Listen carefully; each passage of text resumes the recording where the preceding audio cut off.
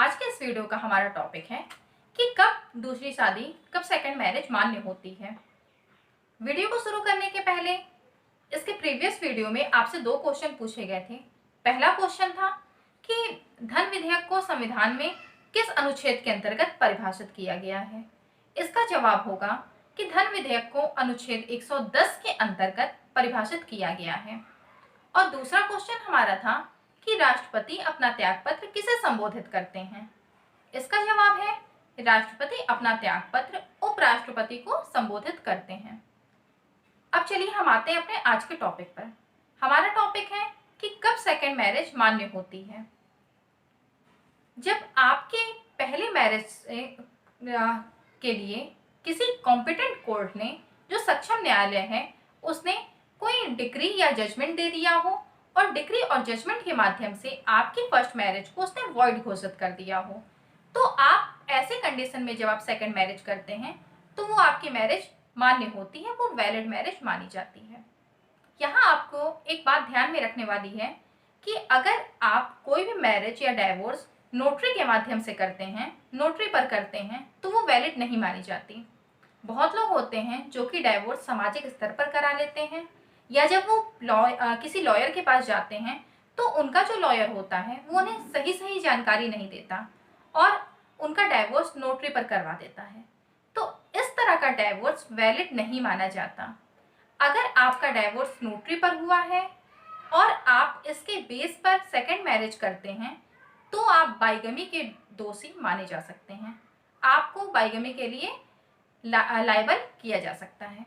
तो जब भी डाइवोर्स कराइए तो उसके लिए एक कॉम्पिटेंट कोर्ट से जजमेंट या डिक्री जरूर ले लीजिए। दूसरी कंडीशन होती है कि जब किसी का पति या पत्नी 7 साल से ज़्यादा लापता है, मतलब 7 साल में किसी के पति के द्वारा उसकी पत्नी को नहीं देखा गया या किसी भी व्यक्ति के द्वारा उस व्यक्ति को देखा या उसके बारे में कहीं कोई सुना नहीं गया है। अगर पति है तो उसकी पत्नी के साथ ऐसा होना चाहिए और अगर पत्नी है तो उसके पति के साथ ऐसा होना चाहिए। तो ऐसे कंडीशन में 7 साल बाद आप दूसरी शादी कर सकते हैं।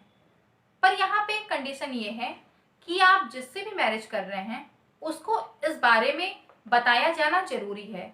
मतलब उसको पूरी इंफॉर्मेशन दी जानी चाहिए कि आपके जो भी स्पाउस हैं वो 7 साल से लापता हैं और किसी के भी द्वारा उनके बारे में देखा या सुना नहीं गया है। आप जब ये बता करके आप दूसरी शादी करते हैं तो आपकी ये जो सेकंड मैरिज है वो वैलिड मानी जाती है, वो लीगल होती है।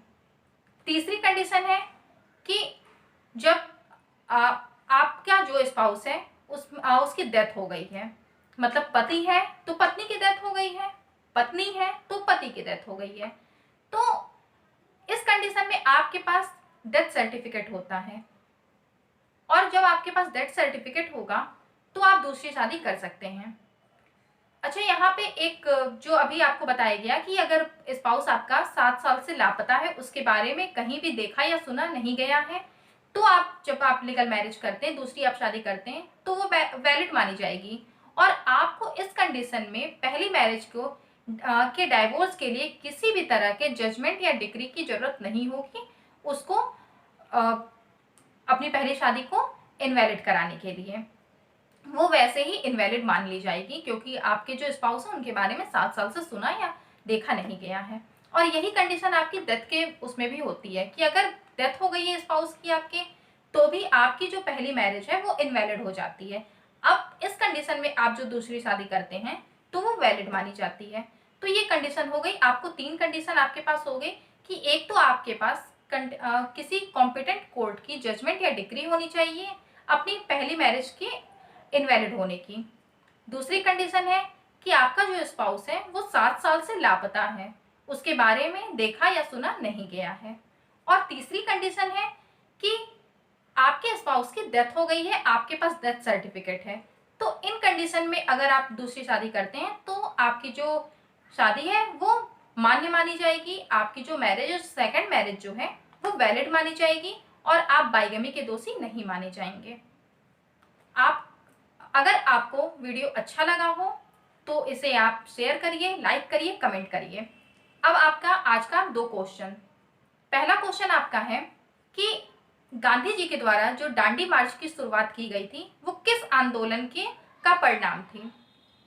जो दांडी मार्च जो शुरू किया गया था गांधी जी के द्वारा वो किस आंदोलन का परिणाम था। और दूसरा क्वेश्चन आपका है कि सर्वोदय की अवधारणा के संस्थापक कौन थे। जो एक सर्वोदय की अवधारणा विकसित हुई थी तो उसके संस्थापक कौन थे। दो क्वेश्चन, दांडी मार्च की जो शुरुआत की गई थी वो किस आंदोलन के तहत की गई थी, और दूसरा क्वेश्चन कि सर्वोदय की अवधारणा के संस्थापक कौन थे। इन दोनों क्वेश्चंस का जवाब आप कमेंट बॉक्स में जरूर दीजिए।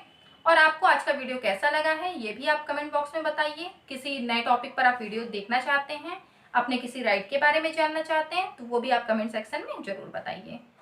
वीडियो अच्छा लगा हो लाइक करिए, शेयर करिए, कमेंट करिए। वीडियो ना अच्छा लगा हो तो उसे डिसलाइक करिए। धन्यवाद।